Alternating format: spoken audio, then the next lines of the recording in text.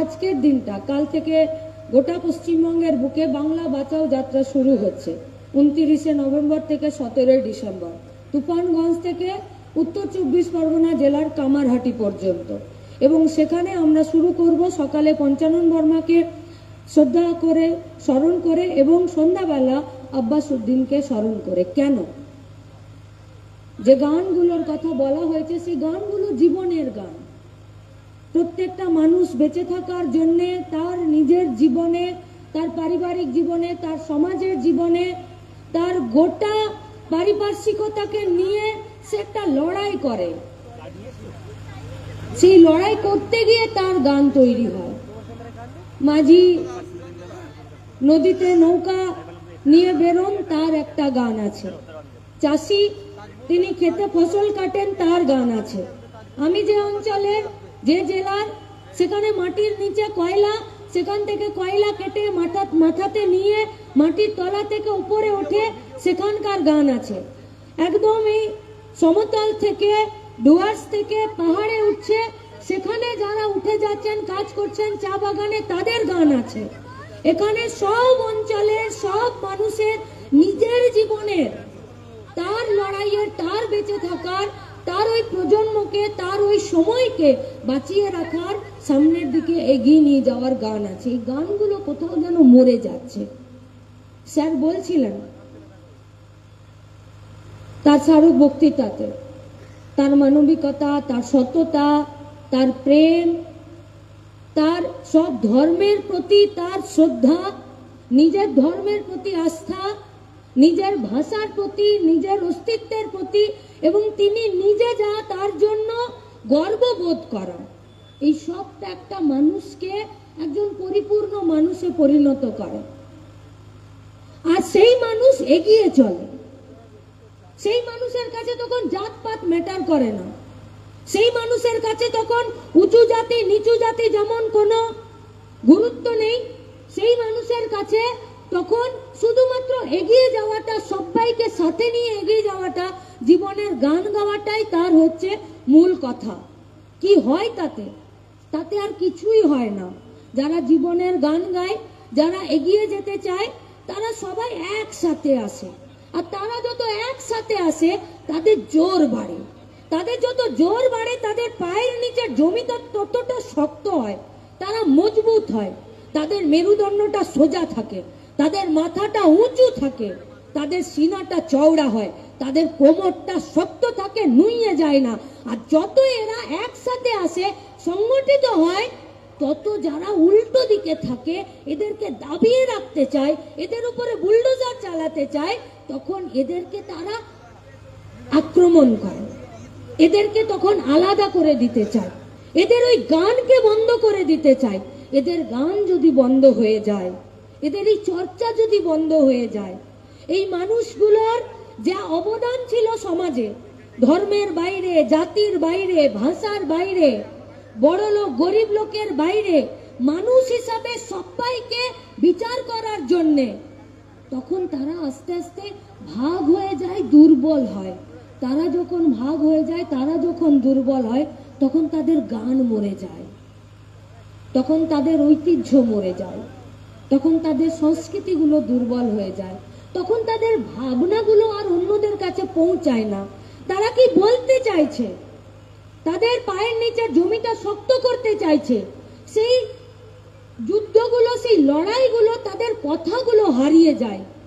আজকের পশ্চিমবঙ্গে বলরামপুরে, তুফানগঞ্জে, খলিশামারিতে, কোচবিহারে, মেদিনীপুরে, হাওড়াতে, বর্ধমানে মানুষ হিসাবে বেঁচে থাকার যুদ্ধ, মানুষ হিসাবে বেঁচে থাকার লড়াই, মানুষ হিসাবে একজনের পাশে বাকিদের দাঁড়ানোর যে কাজ, যে লড়াই, সেগুলো যখন হেরে যায়, তখন আস্তে আস্তে সমাজটা ধুঁকতে থাকে। ডাক্তারের কাছে যখন আমরা কোনো রোগীকে নিয়ে যাই, ডাক্তার বলে না যে দেখুন এখন তো এর এইটা খারাপ আছে, এই অঙ্গটা, যদি তাড়াতাড়ি আমরা যদি ট্রিটমেন্ট না শুরু করি, এটা ছড়িয়ে যাবে। ডাক্তারি ভাষায় তখন বলে মাল্টি অর্গান ফেল করে যাচ্ছে, মানে সবগুলো অঙ্গ প্রত্যঙ্গ, বেশিরভাগ অঙ্গ প্রত্যঙ্গ, শরীরের মধ্যে বেশিরভাগ যন্ত্রপাতি একসঙ্গে খারাপ হয়ে যাচ্ছে।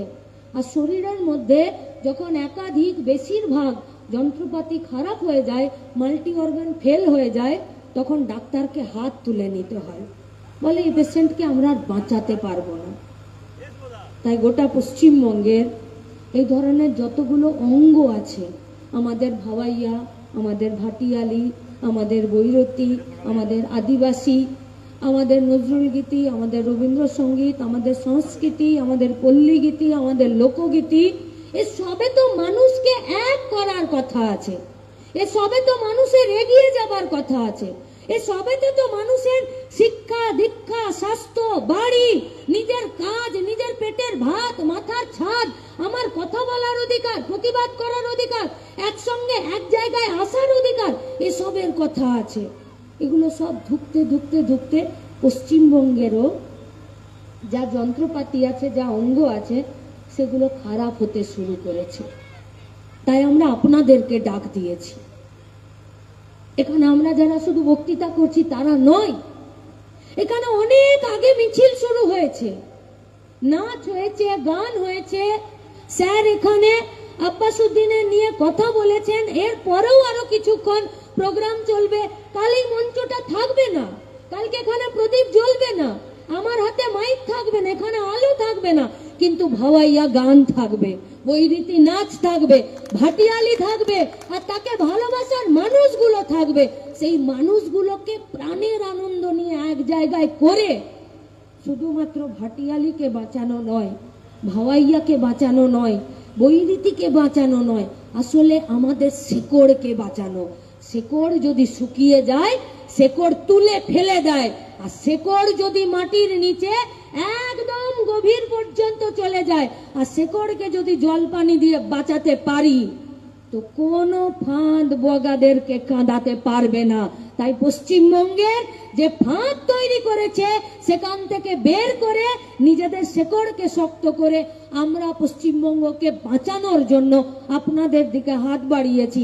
আসুন, নিজেদের সংস্কৃতি, শিক্ষা, মাটি, শেকড়, আমাদের কথা, আমাদের ভাষা, আমাদের গান, আমাদের আব্বাসউদ্দিনকে আমরা বাঁচিয়ে রাখি। আমরা যদি এদেরকে বাঁচাতে পারি, তবে গিয়েই আমাদের বাংলা বাঁচবে। আর আকিক বলেছে, বামপন্থীরা মিছে কথা বলে না, বামপন্থীরা যেটা বলে সেটার জন্য লড়ে, বামপন্থীরা যেটা কথা দেয় সেটা করে দেখায়। আকিক এখানে দাঁড়িয়ে বলেছে যে ভাওয়াইয়া গানের চর্চা কেন্দ্র এখানে মানুষকে সাথে নিয়েই আমরা করব, আর সেই কাজ করাতেই বলরামপুর থেকে গোটা কোচবিহারকে আমরা সাথে পেতে চাই, পাশে পেতে চাই। এই কতগুলো কথা বলে ওনার প্রতি শ্রদ্ধা জানিয়ে আপনাদের সবাইকে আমার প্রণাম জানিয়ে আমার কথা শেষ করছি।